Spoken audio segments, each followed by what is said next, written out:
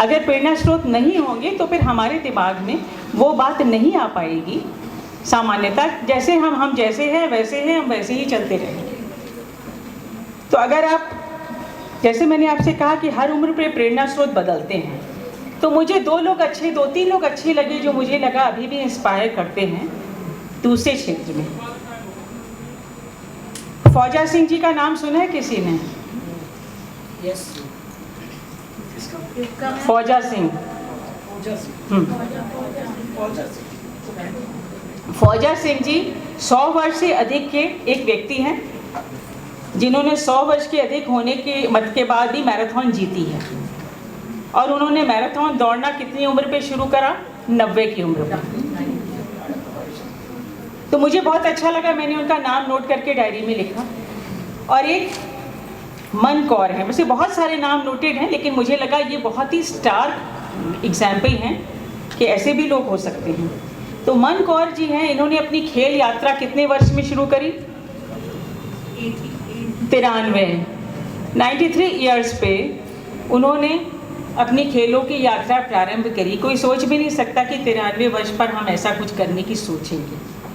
और 104 साल की उम्र में उनको जो वर्ल्ड, आई थिंक वेटरन से भी बड़ा कुछ होता होगा उसका नाम, जो खेल हुए उसमें उन्होंने 17 गोल्ड मेडल जीते। तो एक जज्बा है जो लगा कि कितना बढ़िया जज्बा है इनमें कि उम्र या किसी और चीज़ की कोई बेड़ी नहीं है। तो अब मैं सारे बच्चों से 2-3-4 चीज़ें पूछना चाहूँगी, कहना चाहूँगी।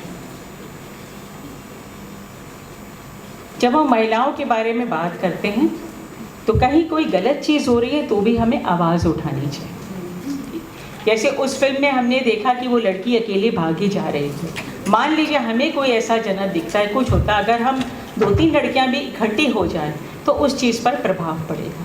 अगर आपको समाज में कहीं कोई गलत चीज़ होती दिख रही है तो परिवार के रूप में वैसे भी आप उसका सामाजिक बहिष्कार कर सकते हैं। जब आप विवाह करें, दहेज न दीजिए न लीजिए, अपने पैरों पर खड़ा होइए। पैरों पर खड़ी होंगी, आर्थिक रूप से स्वतंत्र होंगी तो आपको बहुत सारे विकल्प मिलेंगे। और कहीं भी ज़्यादती हो रही है, किसी भी प्रकार की ज़्यादती हो रही है, चाहे यौन उत्पीड़न हो, चाहे कार्यालय में कुछ उत्पीड़न हो, तो उसके विरुद्ध आवाज़ उठाना बहुत ज़रूरी है। क्योंकि आवाज़ ही नहीं उठाएंगे तो फिर वो समस्या बढ़ती जाती है। और अब तो समय, माहौल, सब कुछ बहुत अच्छा है। And you are just a phone call away from 1090। तो मैं आप सभी बच्चों को बहुत बहुत शुभाशीष कहना चाहूँगी। आप लोग खूब तरक्की करें और वास्तव में सुशिक्षित रहें, समाज को बदलें। क्योंकि आप में से हर एक में वो ताकत है। जिन लोगों ने जो कुछ जीवन में हासिल करा है वो हम सब से कोई फ़र्क नहीं है। केवल बस बात इसकी है कि उन्हें अपने पर यकीन था, आत्मविश्वास आपका सही रहे। और क्योंकि ज़िंदगी न मिलेगी दोबारा, ये तो एक ही ज़िंदगी है जिसमें जो कुछ भी करना है। मैं अपनी बात को एक स्लोगन से समाप्त करना चाहूँगी। जैसा कि अभी उद्घोषिका जी ने बताया था कि मैं पर्यावरण पर मेरा जुनून है, तो मैं पर्यावरण पर 20 साल से काम कर रही हूँ। जब मैं डीएम कानपुर थी वर्ष 2000 से, तब मैंने बाल पर्यावरण वाहिनी बनाई थी 1 लाख बच्चों की। और हम व्यवहारिक चीज़ करते थे कि बच्चे क्या कर सकते हैं समाज में, ये नहीं कि शासन क्या करेगा, नगर निगम क्या करेगा, क्योंकि बदलाव केवल अपने आप से होता है। तो उनको मैंने एक स्लोगन दिया था जो मेरे ख्याल से हम सब पर हर उम्र में लागू होता है। उस स्लोगन को बोलने से पहले मैं बच्चों से ज़रूर कहना चाहूँगी कि अगर आप आज अपनी डायरी में, अपनी कॉपी में कहीं 2-3-4 चीज़ें नोट कर लेंगे कि आप क्या करना चाहेंगे महिला सशक्तिकरण के लिए, लड़कों से भी विशेष रूप से, और सभी यंग, नॉट सो यंग बच्चों से भी।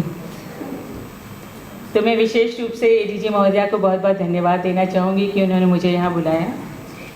पहले मैं इस सेंटर पर निरीक्षण नोडल अधिकारी के रूप में आई थी, लेकिन मुझे यहाँ आने में जो मज़ा आया, आप सबसे बातचीत करके और इस रूप में यहाँ पर, वो एक अलग खुशी है।